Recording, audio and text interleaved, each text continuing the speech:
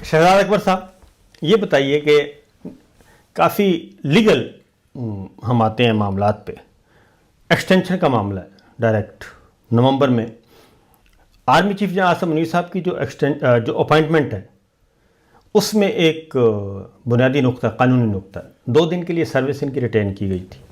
پھر اس کے بعد ایک قانون بنا کے تو آرمی چیف کا ٹرنیور 5 سال کر دیا، ایئر چیف نیول چیف کا. اب نومبر میں ان کی مدت ملازمت پوری ہو رہی ہے اور آرمی رول کے مطابق 25 نومبر ہے اور ادروائز ان کی 28 نومبر ہے.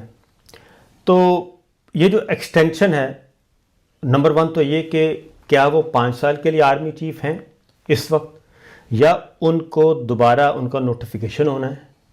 وہ نوٹیفیکیشن 2 سال کا ہوگا یا وہ 5 سال کا ہوگا؟ اگر ہوا تو پہلے تو یہ بتا دیں. دیکھیے سر، اس میں سب سے بڑی چیز جو ہے نا، آپ نے پوچھا لیگل سوال ہے. جی لیگل. اب لیگل سوال کے اندر سب سے بڑا پرابلم یہ ہے کہ آج کے اس دور میں ہم 2025 میں بیٹھے ہوئے ہیں اور پاکستان کی 25 کروڑ عوام کی قسمت کا فیصلہ کرنے والے آرمی چیف کی جو اپوائنٹمنٹ ہے وہ سب سے بڑا اس وقت سوالیہ نشان اس لیے ہے کہ اس کے جس قانون کے تحت وہ اپوائنٹمنٹ ہوئی، پھر اس کے بعد جو قانون سازی ہوئی، جو دوبارہ سے قانون پڑھا.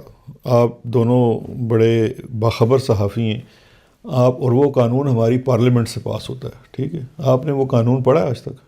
جی یہ 5 سال والا. جی 5 سال. ہاں 5 سال والا پڑھا ہے سر. وہ 5 سال والے قانون کی پورے ڈاکومنٹس ہی اویلیبل نہیں ہیں پبلک سفیر میں. نمبر 1. نمبر 2 یہ ہے کہ جو ان کی جو اپوائنٹمنٹ ہوتی ہے اس کے اوپر ایک بہت بڑا سوالیہ نشان ہے.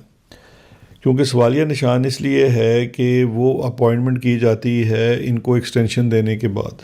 نمبر 1. بالکل. یعنی کہ ان کی سروس کو ریٹین کیا جاتا ہے. ہاں جی. اور یہ ایک ایب نارمل ایکٹ ہے نا. یا تو ہو کہ چلیں جی 5 بندوں کا نام آیا، پسند نہیں آیا، انہوں نے 6 7ویں کو بنا دیا. ایسا نہیں تھا. 5 بندوں کا نام آیا، اس نام کے اندر ان کا نام نہیں تھا کیونکہ یہ اس وقت ریٹائر ہو چکے تھے. پھر ایک اور فائل منگوائی گئی وزارت دفاع سے جس کے اندر ان کی سروس کو مطلب پیچھے سے افیکٹ دے کے 2 دن کے لیے ایکسٹینڈ کیا گیا اور پھر نئی اپوائنٹمنٹ کی گئی.